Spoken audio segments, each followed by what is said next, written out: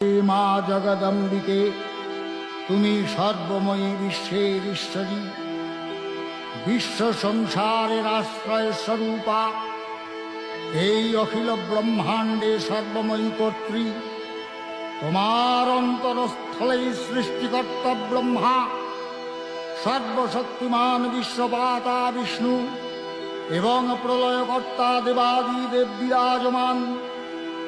তুমি দেবগণের আধার স্বরূপা, দেবতাদের ও পিতৃলোকের পরম তৃপ্তিদায়ক স্বাহা সধা হব্য ও কব্যরূপে প্রকাশমানা।